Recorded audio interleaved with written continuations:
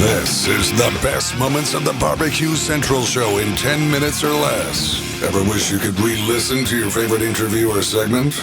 Do you enjoy hearing older shows for the first time in years? Then the best moments of the BBQ Central Show in 10 minutes or less is just what you need.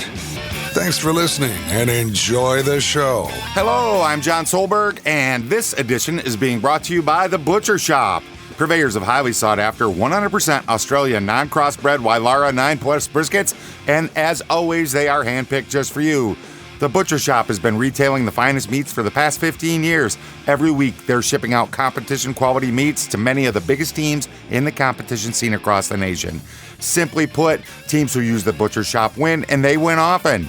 Not a competitor, but still have an eye for the finer cuts in life? Great news. The Butcher Shop is shipping some of the finest prime, dry-age, Australian Wagyu, and Japanese Wagyu steaks to people just like you and me who aspire to be the kings and queens of the cul-de-sac.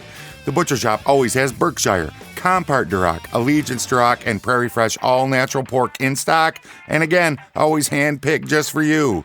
Now, you might be saying, John, all that sounds great, but what about some exotic stuff? Rest easy knowing the Butcher Shop will get you your next elk steak or camel roast. They're going to ship it out promptly. Yes, camel. So let's review. The best competition briskets, check. The best pork selection, check. Giving you a better overall option to cook at home, check. So give the Butcher Shop a call today. 850-458-8782. That's 850-458-8782. Mention the Barbecue Central Show for 10% off your entire order each and every time. You can also interact with them on Facebook, facebook.com/The Butcher Shop. Shop is spelled SHOPPE. The Butcher Shop, home of the 100% Australian non-crossbred Wylarah 9 Plus briskets.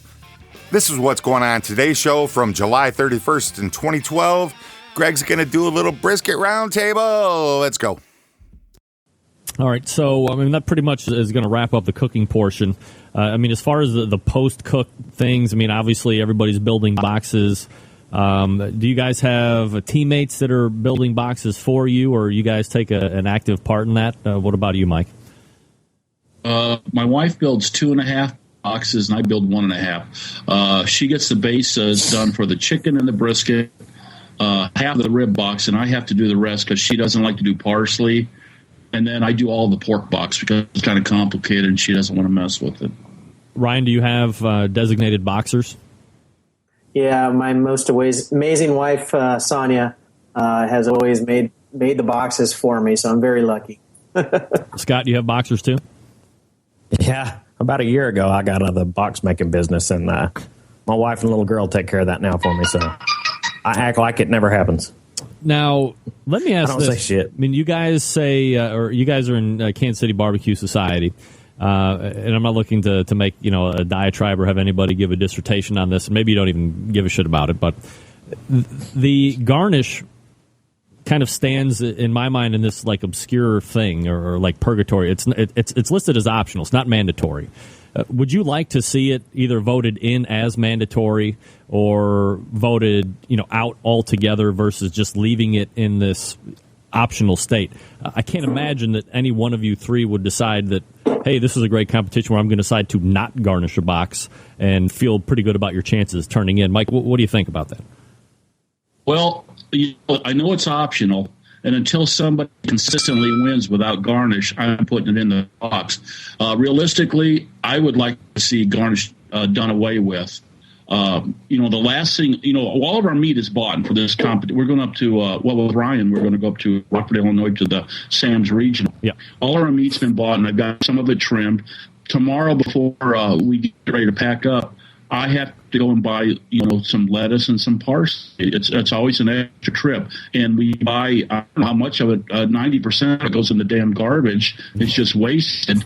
It's easier to build a box without it. And people say, well, your stuff will move around. I tell you what, we've done a contest where there's no garnish allowed, like the Douglas, Georgia contest, and we did a propane cook-off one time. And all you do is cut little slices of meat here or there. You can poke them under there, and it'll hold your meat fine. But until the rule is garnish is done away with, or somebody wins consistently, we're going to keep doing it. Ryan, would you like to see garnish brought off of the purgatory it sits in? Mike, you can't you don't have any chickens you can feed your extra parsley to? That's what we do. I don't own any chickens. The cats and dogs are not vegetarians. Well, I'll take your parsley this week and we feed it to the chickens. Yeah, I personally, I like the look of that nice green frame around my perfectly prepared meat. I aesthetically, it appeals to me. And I've done one contest with where garnish was not allowed. And I was like totally lost in that world. And I didn't think anything looked good. And maybe it's just because I was used to the way the parsley box looks, but I know it's a lot of extra work, and it's a pain for everybody that has to do it. Luckily, my wife is the one that bears that burden. But I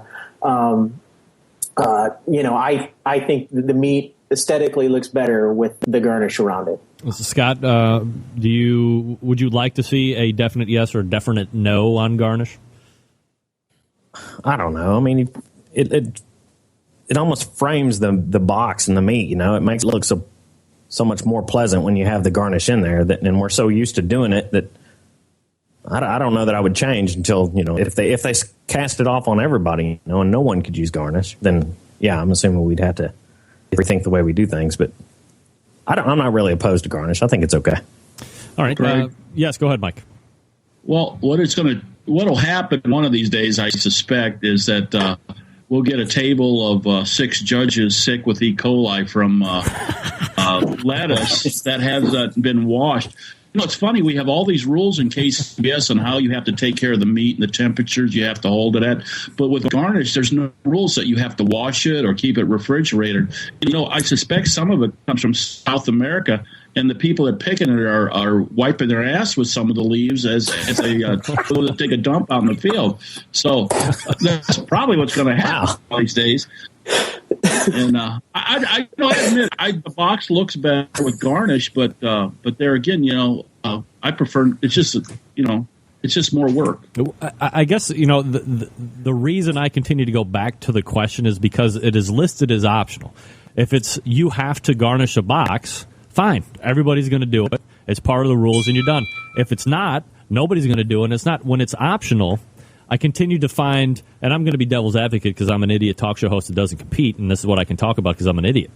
But when it's optional, to me, if I'm opening the box and you 3 are turning it in with garnish and I'm turning it in without garnish, there should be visually to the judge no discrepancy whatsoever between my naked box and your garnish box if mine tastes better than yours. And we all know that that's complete horseshit. I'm going to get scored down because I don't have green in my box. And that's where my point of contention is with the optional category. Put it in, put it out, but at least one way or the other so I can stop talking about it. Nobody wants to hear me talk about this, for crying out loud. We do want to hear you talk about it, Greg. You put it in, put it out, you shake it all about, you do the garnish pokey, and never mind. Hey, go listen to the rest of this show. This could be one of the greatest roundtables of all time. Head over to the BBQCentralShow.com. Link in today's show notes will take you to the complete episode. Once you listen to this roundtable, let me know what you think. Send me an email, John, John, at the BBQCentralShow.com. I always love to hear from you, and I appreciate y'all so much. And until next time on the best moments of the Barbecue Central Show in 10 minutes or less, I'm your host, John Solberg. I look forward to talking to you again soon.